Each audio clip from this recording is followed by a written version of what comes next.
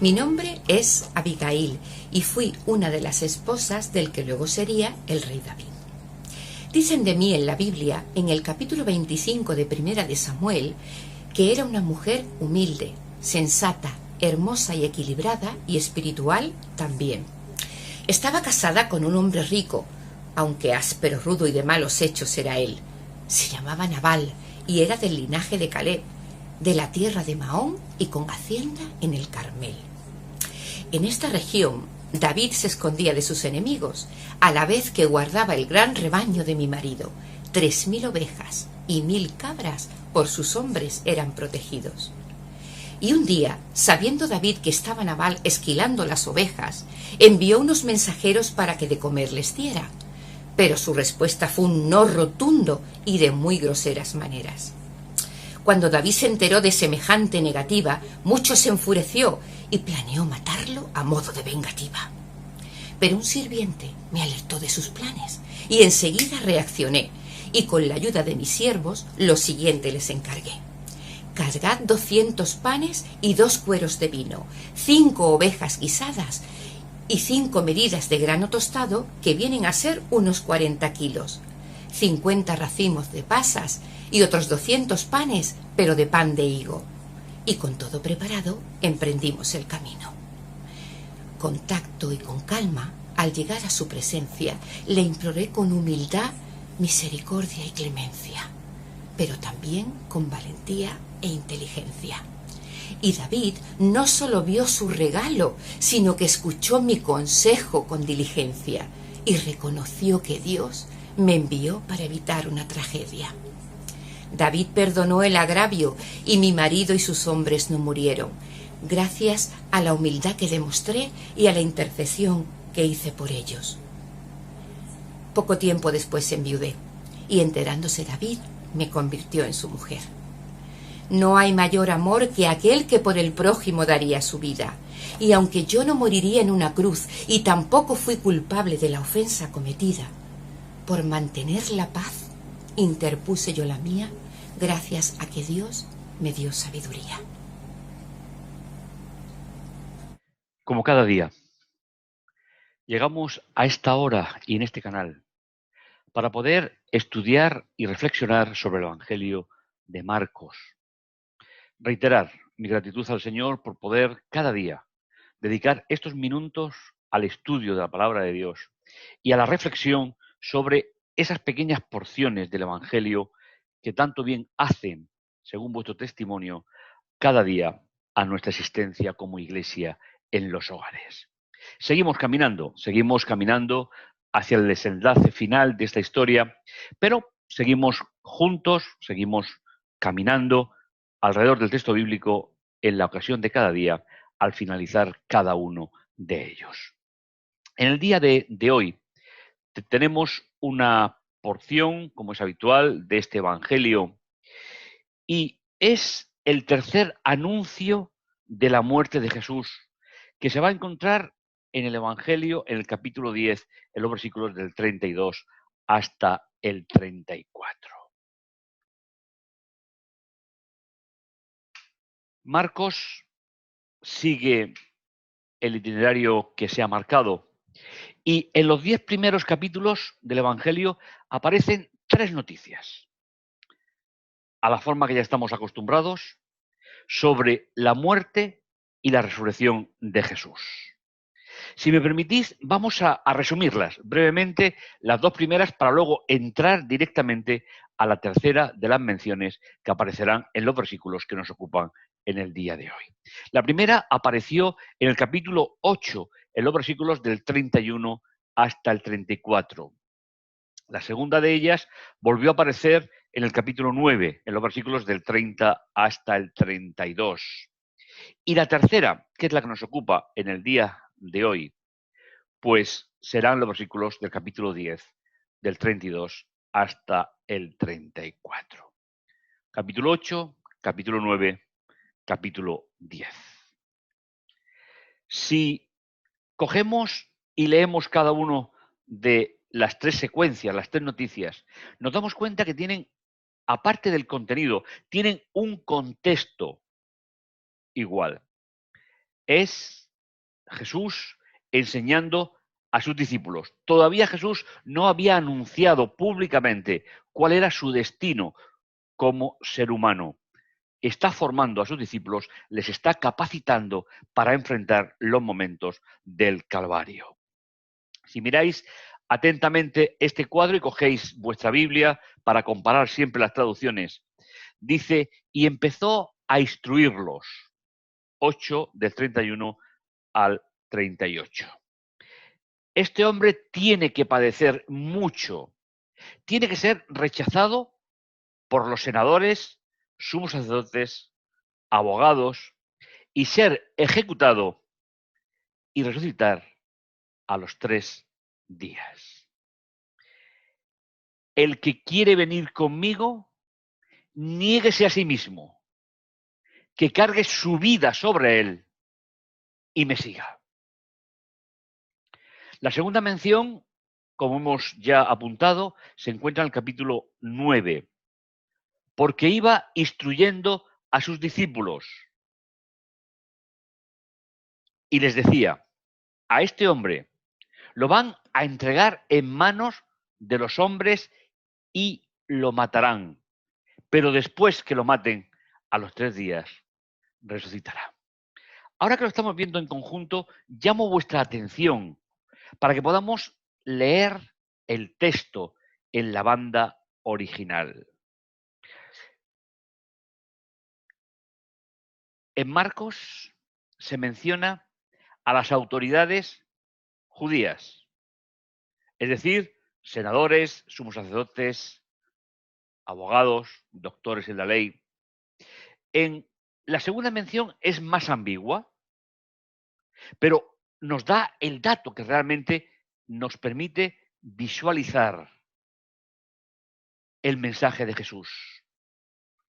Este hombre, refiriéndose a él, va a ser entregado en manos de los hombres. Veis que es muy difuso. Pero insiste, lo matarán, pero después de ser muerto, a los 3 días resucitará.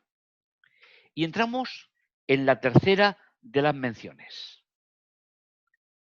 Y vamos a ver cómo Marcos recopila, teniendo en cuenta las otras dos, el tercer anuncio de Jesús a sus discípulos. Nos dice en la primera parte del versículo 32, iba subiendo de camino a Jerusalén. ¿Sabéis? En la época de Jesús, desde cualquier parte que te dirigieras hacia Jerusalén, que te dirigieras hacia el templo, fuese desde el sur, desde el norte, desde el este o del oeste, se decía siempre subiendo hacia Jerusalén.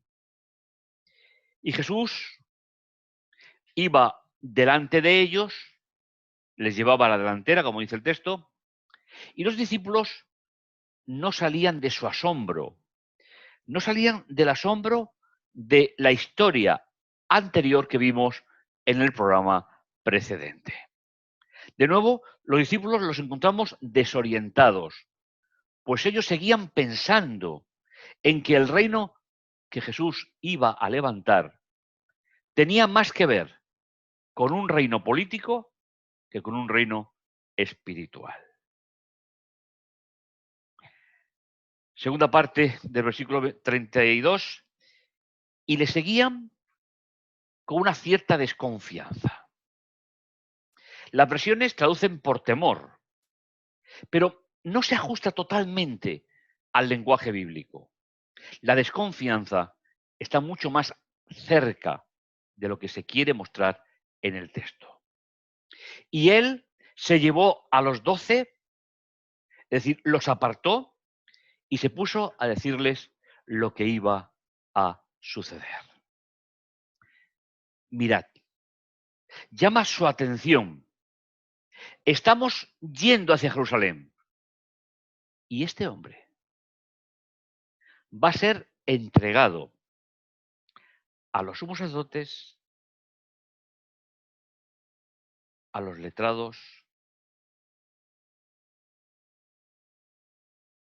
lo condenarán a muerte y lo entregarán a los paganos. Este es un nuevo concepto, una nueva idea, que no ha aparecido en las dos anteriores. Es verdad que va a ser entregado a sacerdotes y letrados, eso sí apareció en la primera. Pero que va a ser entregado a los paganos para su muerte es una novedad de esta tercera noticia sobre el final del ministerio de Jesús en la tierra como Hijo de Dios. Se burlarán de él, le escupirán, será azotado y lo matarán. Pero a los 3 días resucitará. Si comparamos las 3 menciones, los 3 anuncios de Jesús sobre su muerte y su resurrección, hay muchos más datos en común que diferencias. Pero esta, la tercera, dice a manos de quién será ejecutado, que no será ni por los sacerdotes ni por los doctores en derecho de la época. Sabéis, la legislación judía no permitía ejecutar a un judío. Lo máximo que podían, pues, actuar contra él era darle 39 más un azote de látigo o decir a los romanos que lo ingresaran en sus cárceles. Pero aquí, añadiendo a las dos anteriores la nota diferenciadora, nos dice que será ejecutado por los paganos y que se burlarán, escupirán, azotarán y matarán. Pero que el sepulcro no podrá retenerlo porque al tercer día, en el cálculo inclusivo de la mentalidad hebrea, resucitará. Mis hermanos, este es el gran anuncio de Jesús que, dado la importancia en la formación de sus discípulos, fue repetido por el Maestro 3 veces a lo largo de estos primeros 10 capítulos.